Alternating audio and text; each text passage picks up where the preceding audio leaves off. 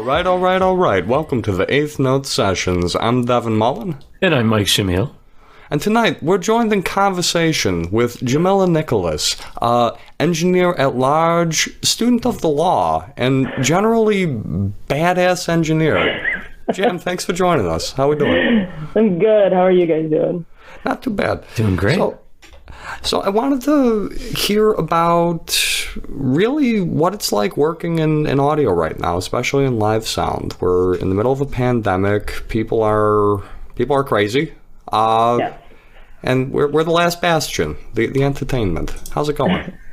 I think that statement you said, people are crazy, is exactly how it's going. And and that can mean a lot of positive and negative things, but, luckily it's been pretty positive. When things started opening up again, live events kind of were thrown up all over engineers, and we kind of actually had a shortage. A lot of people got real jobs during the pandemic, very amazing engineers that I know found really good 9-to-5s.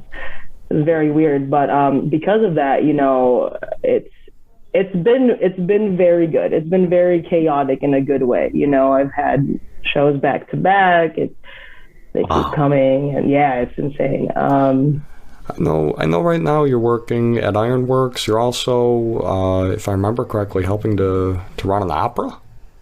Yeah, I'm doing Carmen at Buff State College, Rockwell Hall, and I think that's in like 2 weeks. So, it's if anybody knows about production, it's a week of rehearsals. So I'm going to hear the same songs over and over again, and it'll be in my head for at least the next year. I guarantee it. The good thing is, if they ever need an actor, like last minute, you're going to know all the lines and every scene intimately. So there's a reason why I'm in sound, and it's because I can't sing and or play instruments. So we're going to keep it at that. But yeah, I guess if they really needed to, I could.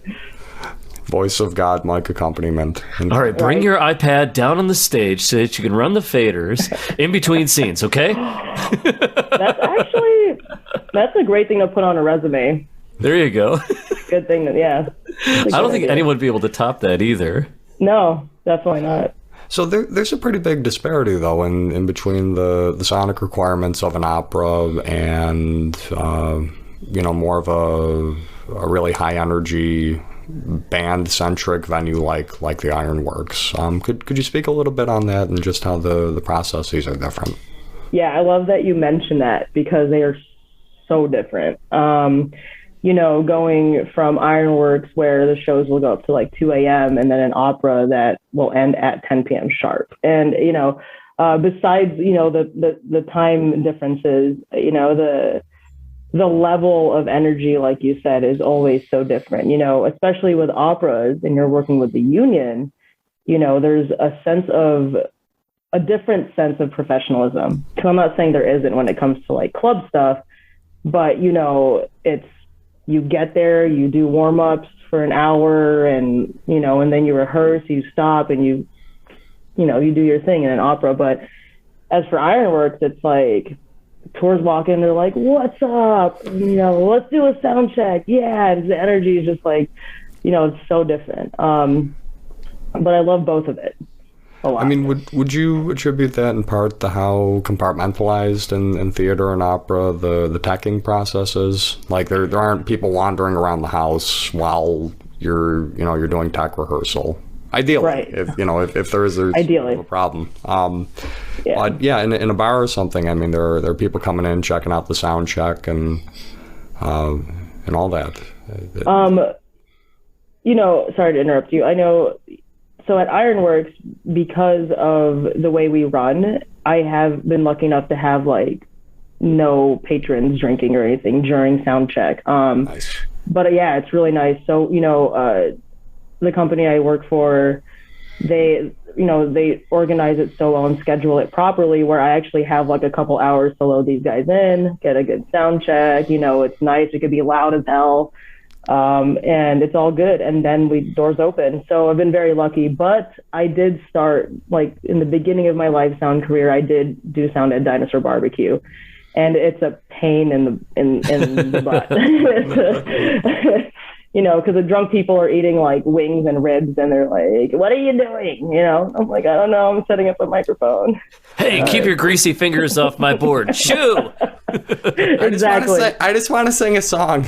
No, you can't sing a song. You're not on the bill. Exactly. So I It's too I have loud my fair over share. here. Could you turn it down? Yeah, that's wow. PTSD. Jesus. Yeah. Do you feel like that's part of sort of every engineer's coming up though, working like the space that is really not a music venue and just figuring it out? I don't think you can be a sound engineer like in the highest sense without experiencing that. A lot of the greatest sound engineers I've ever met while they were touring and played at our venue, they always tell me stories about their first like bar gig, their club gig. My mentors out here in Buffalo, they did club gigs for like decades, and then, found their way into like the opera scene, So yeah, I think it's definitely conducive. Like you need to work at a crappy bar and do sound there and cry a little bit and then, find your way up. And to be clear, I love the food at Dinosaur Barbecue. I will go there happily any night and have a plate of ribs. We love Dinosaur Barbecue. We do. So yeah, it's what I like about your career too is that you seem to have again this very wide experience covering different avenues of performance, such as band shows to opera. You're also in IATSE, the union. What is that experience like? Because there's this whole, I guess, demographic of the industry that are hyper independent. You're running your own studio. You're completely freelance. What's the trade-off to be made? Positive pros and cons with joining the union. I think the biggest positive from it, is the networking. I've met a lot of fantastic people, working shows at Darien Lake, the Key Bank Center, kind of all over the place. But I would say that's the biggest positive. And a lot of the people that, are on tour, they specifically ask for audio people, and there's a very small amount of IATSE members that know audio. So I got lucky, and because of my experience, I'm able to hang out with the audio engineers during these big shows. So that's I think besides networking, that would be the biggest not con, pro. Because I get to see their equipment, I get to see how they set up. I have awesome conversations with them. I'm friends with a lot of them, online still, and we stay connected. As for the cons, I think a lot of the cons come from a lot of stereotyping or racial profiling, misogyny, all the fun stuff. I've definitely been, spoken down to, belittled and whatnot because, for whatever reason. And one can only assume it's gender, race, and, sexuality. So sexual preference. For the viewers at home, that's something very, very important to note is that audio is a highly, highly male-dominated field at this point. So yes.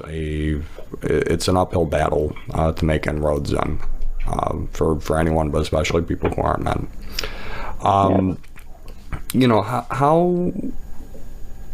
How is that sort of not shaped? Because I'd like to think that we're all able to be stronger than our circumstances at the end of the day. But how has that sort of influenced your story and your journey through audio?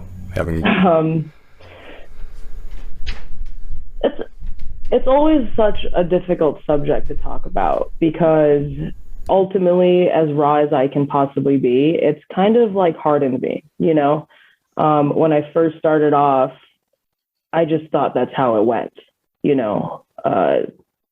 there's just, it's a male dominant world, I felt like a lot of the experiences that I had, at first felt very negative, like, why am I doing this?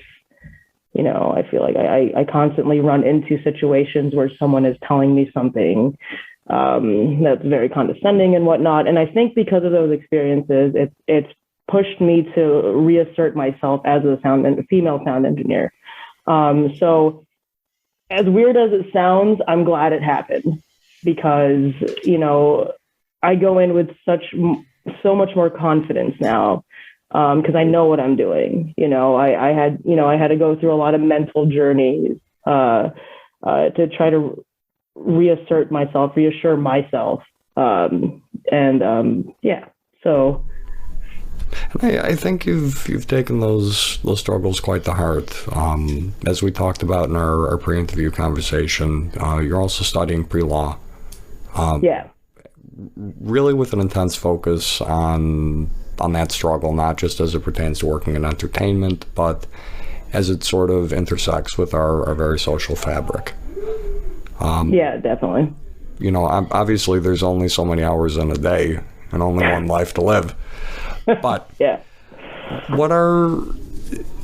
you have some kind of combination of law and technology and art that you want to sort of craft together into your life and into your higher aspirations or your dreams?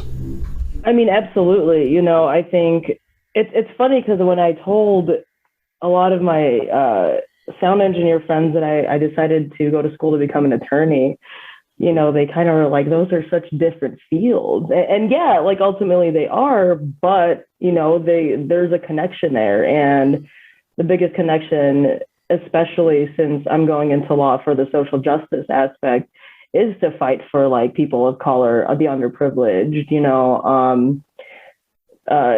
just the whole spectrum of not basically being like a cis white male. And in the music industry, it's very important, to highlight those certain things. And I guess to answer your question, how does one combine law and the music industry as a sound engineer? And I think it's just being able to recognize, when someone is being mistreated for who they are, for their skin color, for their gender, and being able to eliminate that through like the process of law, if that makes sense. Absolutely. Because otherwise whatever recourse you're supposed to take, it's either not illuminated or just you don't know what to do. You're also first generation. Yes. Too, yes. Your parents, you said, are from the Philippines. It said on your Facebook you're from Los Angeles initially. Yeah, I'm all over. How'd you end up here? That was the same. I had the same question burning in my mind, and I was trying to resist like asking that because everyone who moves to Buffalo usually has an interesting story because no one thinks as much as I love Buffalo, no one thinks our city is like a destination. To be super honest with you, I think that LA is way too glamorized for what it is. And I'm not saying I hate it because I love it. I have it tattooed on my arm, but it's definitely California has a lot of issues right now, and that's another conversation, I think. But I essentially had to get out of there because I felt like it was just, too condensed, and there was not enough originality, not enough like genuine personalities out there, and I just felt like I had to leave. Just like everybody has to leave their hometown, basically. I mean, not having ever been there, but just LA's famous, so everyone knows a little bit about it. It seems they don't know the bad parts, but yeah. Well, that's the thing. I mean, it really is a tale of two cities in that case, and certainly in the pandemic, but also over the past few decades, I think the widening gap between the have and have-nots has just been growing more and more severe, and it's bad now. Yeah, it's really sad, actually. Yeah. Yeah. But, my parents moved there for opportunity and didn't really get it, So, I'm very grateful for the struggles that they endured for my brother and I. But, as I got older, I realized that they really didn't get to live their life to the fullest. They're still around, by the way. Didn't mean to say like they passed on or anything, but, I feel kind of bad because, the way they were treated and the struggles that they went through in a city like LA, like they didn't get a chance to live, and it's kind of sad. Yeah. Do you take it upon yourself then to like live doubly to make up for that kind of thing? Or is it, I mean, can you even undo that sort of relation? Yes and no. My parents are they're both my mother and father are both very amazing, and they've always had a positive outlook on things despite the factors, and but I'm trying my hardest to live a good life, to essentially like show them that what they did good, obviously not trying to not do what they want, but because otherwise I'd be a doctor or some crazy shit like that. But, parents always have like really crazy ideas of what we should be. Always. Always. So actually what's really funny is that they when I finally told my parents I was going to go to school for law, they were freaking out. They're like, oh my gosh, what kind of lawyer? I was like, civil rights. And they're like, what's that? Because they didn't grow up in that, yeah. So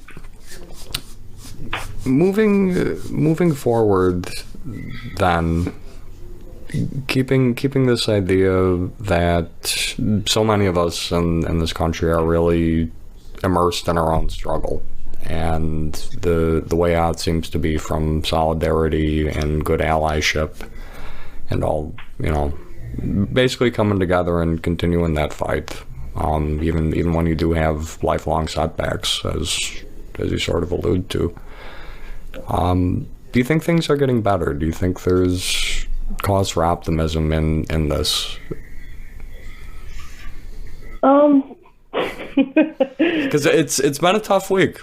It's been a very tough week. It's been a really, really rough week, and I think it's that whole situation. I mean, I feel like we're talking about the same thing. The big elephant in the room was the verdict for Kyle Rittenhouse, and I was very angry when I found that out. But learning about the legal system, it's so not surprising, and it's disgusting how not surprising it is. But to answer your question, I think things are getting better in a smaller sense. I feel like community-wise, each city, each company, companies that are they're actually trying. So yes, when it comes to that sense, like larger things, like like that situation, it's tough to say. Obviously, just going full circle here, like things had to happen for people to like be aware of it, for things to finally push forward, to move forward.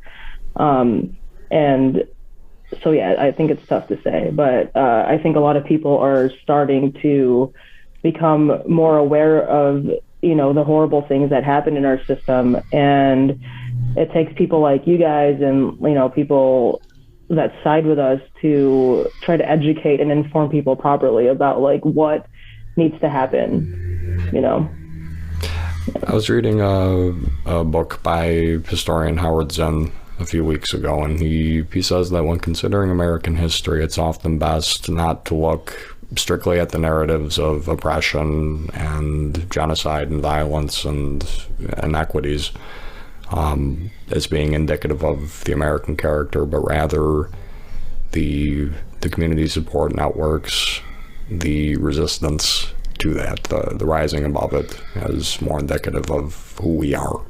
Right. And that's what gets me through it. Sort of jumping off this idea of rising above is, not going to get too much into that statement, but this idea of rising above. What sparks joy in you in audio, in making these connections and traveling around and making your world a bigger place?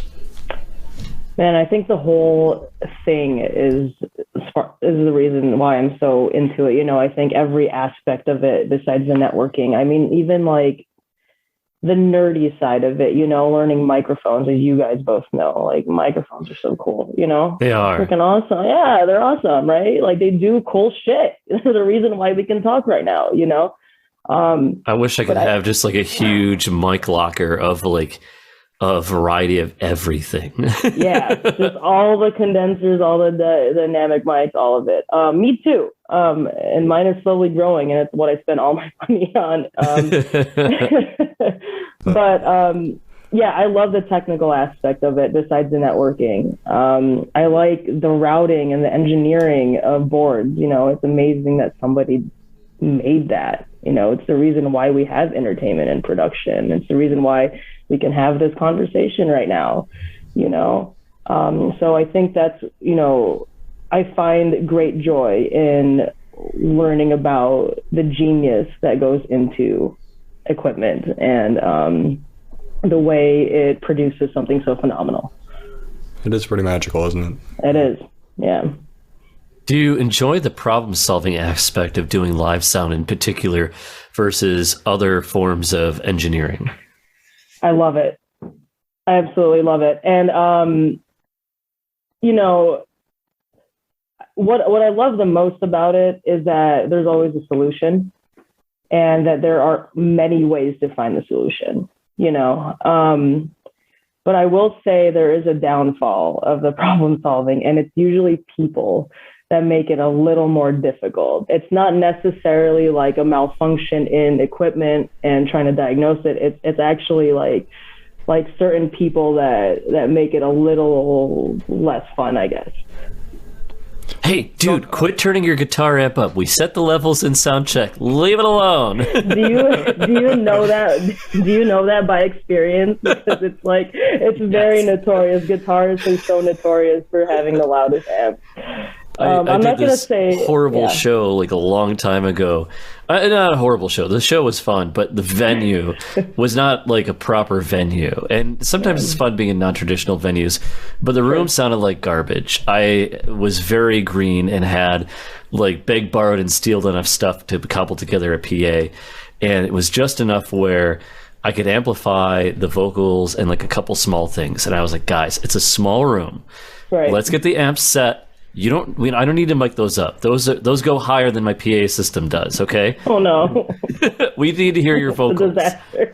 And got it all sounding beautiful. And then 2 songs in, the lead guitarist cranked it. And then all of his friends came up to me and they're like, why can't we hear the vocals? All we hear is the guitar. I'm like, see that dial right there? See that one right there? I will say that I've worked with lately, which is very surprising, consistent, really good guitarists that are aware of stage bleed, and it's amazing. They'll bring panels to block the sound from coming out, and it's like, wow, you know what you're doing, man. That's wonderful. But yeah, and and there will be that time where I have to do like the parent voice on talkback. Like, if you don't turn down your guitar amp right now, I will mute you completely. Oh my gosh, which has happened before, and you have to just tell them, and hopefully they listen. Right, because as musicians, it's so important to learn how to trust the person doing your sound, because at the end of the day, they're the ones who have control over how your performance is translated to the audience. And if you give them a hard time, you're making their day worse, you're making your day worse, and you're making your fans' experience worse. Yeah. And if you could learn to like work with them and trust them, then it's gonna be a much more relaxing show. And frankly, as a musician, like to try and do sound and play together at the same time is horrible. It's so awesome having someone who's running the sound. It just takes your mind, it takes a lot of pressure off your mind. Trust your sound people. Yeah, can you just tell the whole world that, or all of the musicians on the entire planet? Well, I can tell everyone who's listening today, at least. I think I'm gonna hire a biplane with one of those banners. Trust your sound, people. Nope. Fly it over the next Bills game. Oh yeah, I truly appreciate musicians that just have it together and they're very aware of it. There's usually somebody in the band, and I feel like that might be you, Mike. That's like the technical person of the band. That's the person I usually talk to, and for some reason it's either like the keyboardist or the bassist, which is odd enough. Yeah, which is odd enough. I worked with here's our stage plot. Here's our ins and outs. I have to give a shout out really quick to a band called Jaunty from Colorado that played at Ironworks recently, and they sent me the most amazing input list. They're like, these are the mics we have. We like to low pass and high pass at these frequencies. I literally just had a plug and play, and it was wow. It was fantastic. Yeah, they knew exactly what they were doing, and I appreciate that. So if you're a musician, please have a stage plot and an input list, and talk to your sound engineer and trust them. So what other things? So if there's some new musicians listening that are just kind of getting their feet wet and just kind of exploring the scene and how it works, what are the things do they need to be mindful of or discuss with their sound prior to actually playing on stage? I think you hit the nail on the head earlier. You pretty much have to trust your sound engineer, but that goes to say that the sound engineer knows what they're doing. So it's 50-50, but I think the biggest thing is informing them of what you need. So like you said, a stage plot, maybe what kind of microphones you need, how many mic stands, what kind of mic stands, am I miking your drum kit? Those are the biggest things I think are important, and just an equipment list and a rider, or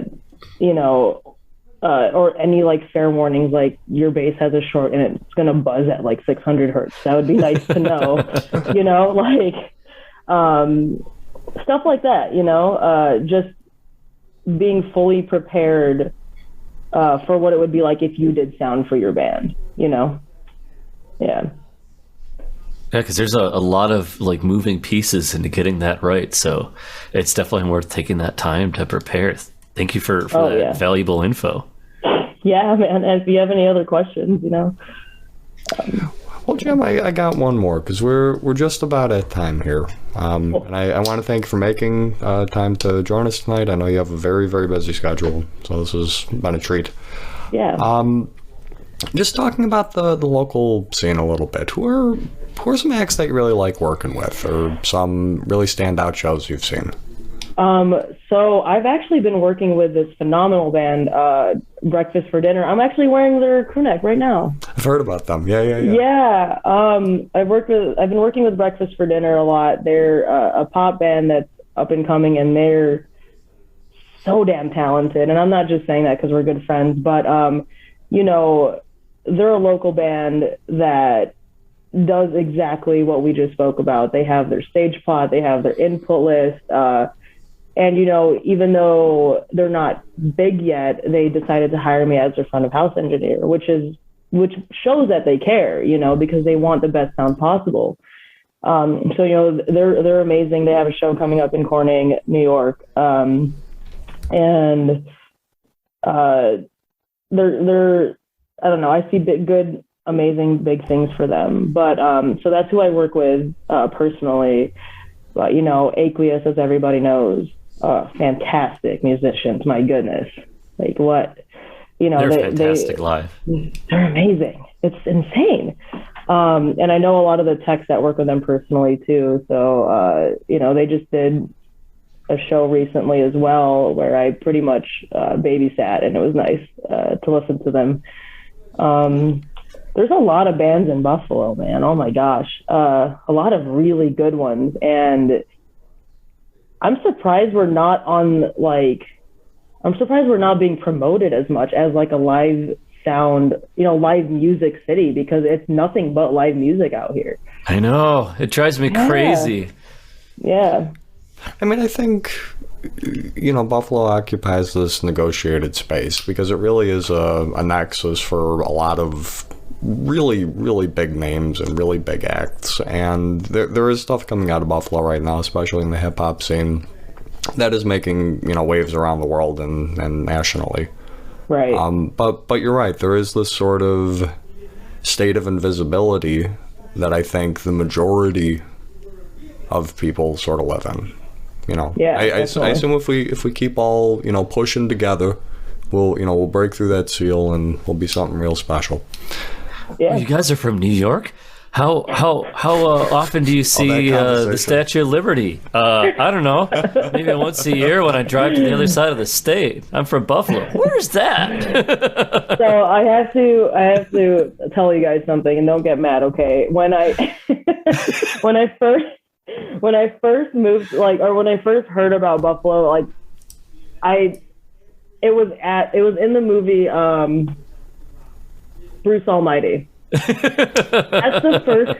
I thought it was a fake city. I really did. I'm not even kidding. I watched that when I was a kid, and turns out I'm going to end up living in this fake city. So it was very weird, to find out it was real. But affirming, your life's just like a movie. Wow. Wow, that's the way the cookie crumbles, man. I guess. All right. Well, I think that's our time for tonight. Jam, thank you again for joining us. Yeah, thanks for having me. I really appreciate it.